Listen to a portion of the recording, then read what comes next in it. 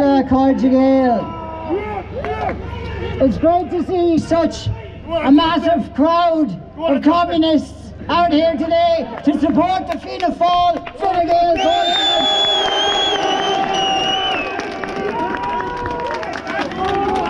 It's great to see them out here today, keeping the status quo where it ought to be, i.e. the mess we're in. They wave the flag of our republic in our faces like they have a right to. They are nothing to do with Ireland or the Irish people. They have hated us from the beginning. They would have been waving the Union Jack on this street 100 years ago. But here they are, supporting the establishment, supporting corporate America, supporting international finance capitalism.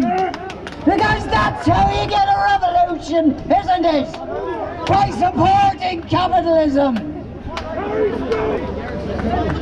During the course of this week, we have been accused in several of the major news publications of this country, sometimes by name, sometimes not. Sometimes they put us under this heading far right. Not terribly sure what that actually means. Not terribly sure they know that either. But the fact of the matter is that we have been right so far.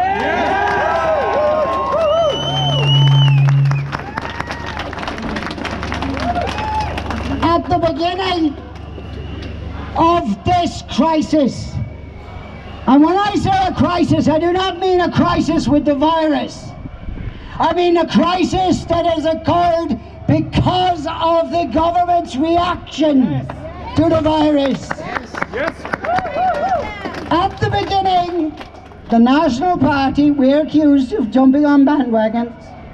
The National Party was extremely cautious about coming out against a lockdown, not knowing what the situation was, not having the numbers that the government had, not having the medical advice that they had.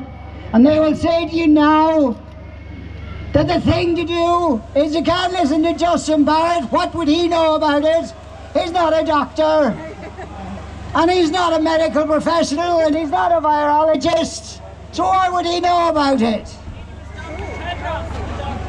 But it turns out that when they were telling us to listen to the science and listen to the numbers, they were listening to Jedward.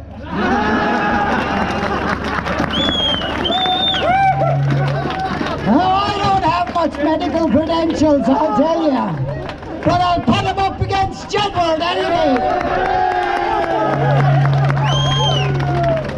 No, we have not climbed on a bandwagon.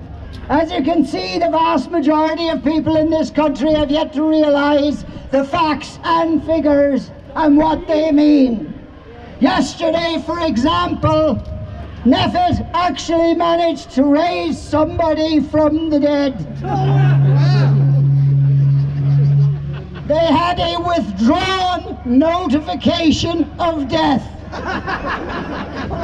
Now, I don't know about the religious among you out here, but the last time I remember somebody being raised from the dead, it was on Easter Sunday. And it was called a miracle.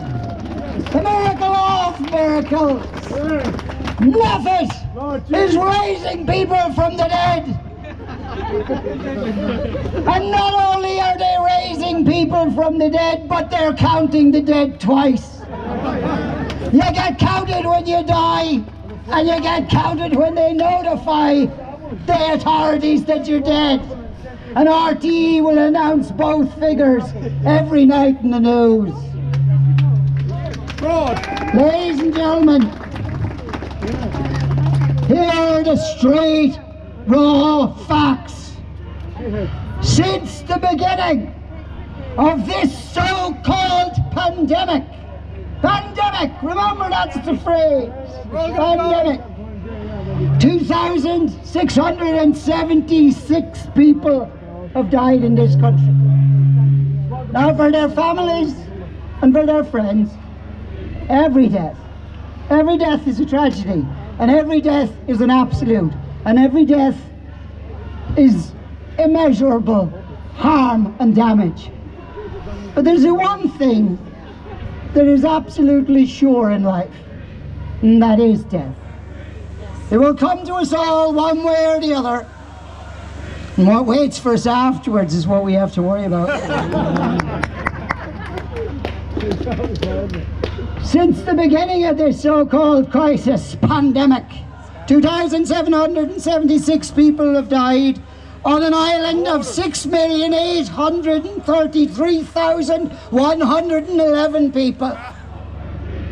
That gives you the chance of having died of COVID-19 this year of approximately 0.0000391%. That's what they closed the country down for. A death rate of 0.0000391%. In the middle of a pandemic, the United Nations, the same people who are sending the WHO here to manage the panic, because it's a panic, not a pandemic, estimate that Ireland's population increased by 1.3%.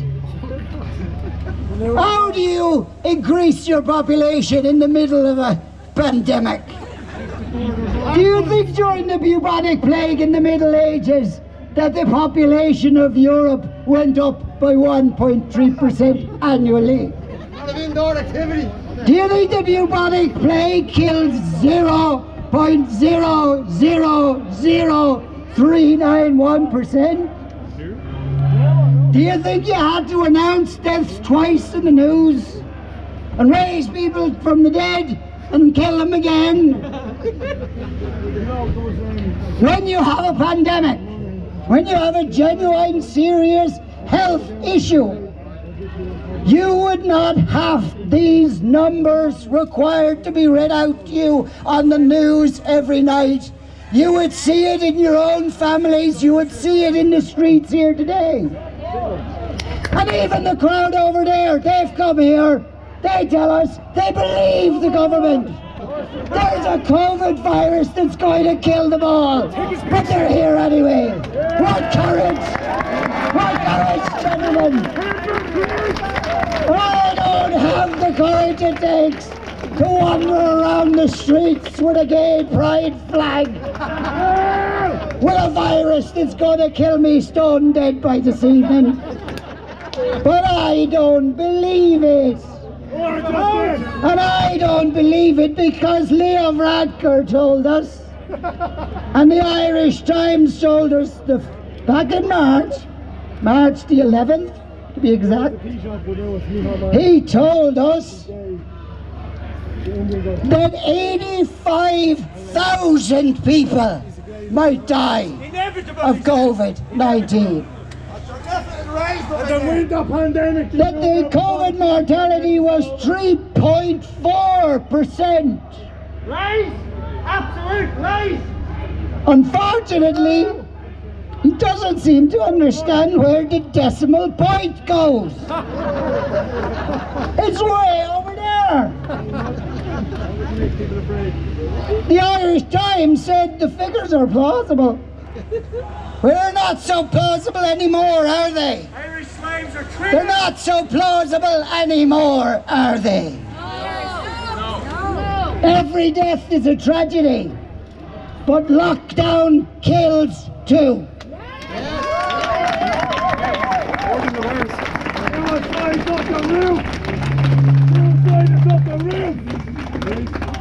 Because where are we headed here? Where are we headed here?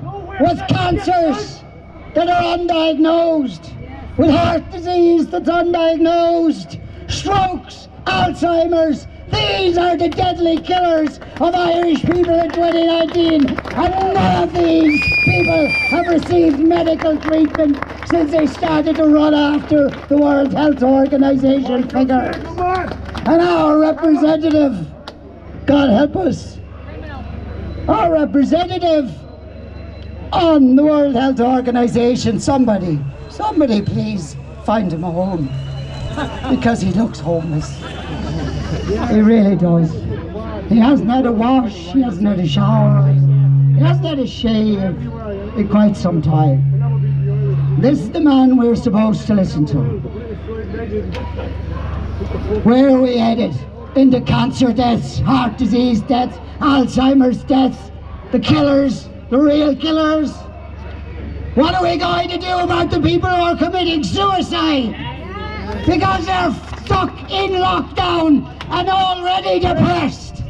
There isn't a single person in this entire country that hasn't had their mental health affected negatively by the panic.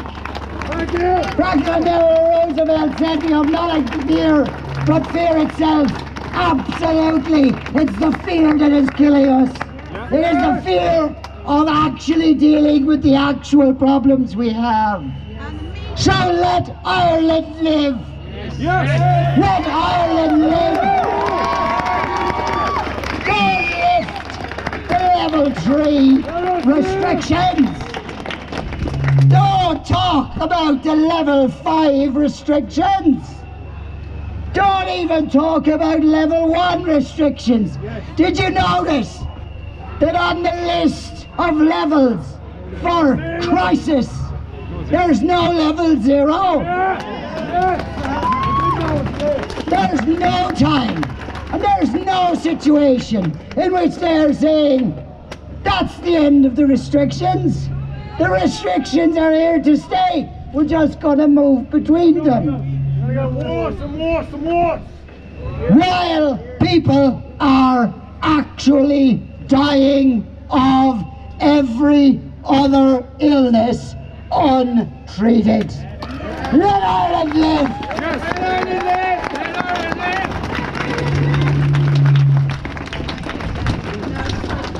live! Where is our economy going? When we started the year, we were 200 million. So, excuse me. I do have a problem with statistics. The journal will do a fact check on this.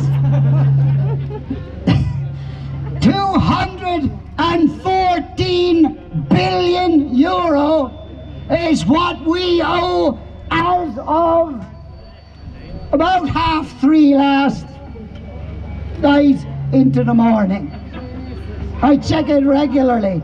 It goes up at an awful pace.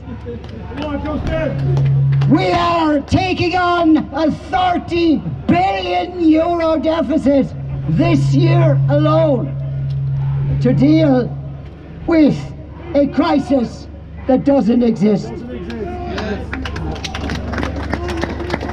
When Leo Varadkar was asked on the Claiborne live show why it was they didn't take Neffet's advice and go to level 5, he said there would be a problem with borrowing money in that circumstance. International finance capital, you see. These are people with money. And nobody is willing to bet money on a country that'll be stupid enough to go into a second lockdown. That's what he meant. And that's what he knew. And that's what he couldn't say. He couldn't say because they're the 3 words that the Communist International won't talk about. International finance capital. They're the ones who are setting the pace. They're the ones who are setting the levels. And our economy now owes them 214 billion. And as for the unemployment figures, what are they? 100,000, 200,000, 300,000, 400,000, 500,000, 600,000, 700,000. 800,000. You get where I'm going with this, don't you? Even my own children could count that far. We're getting there at a rapid pace. I don't know exactly who the representatives of the working class are going to represent when there's nobody left working.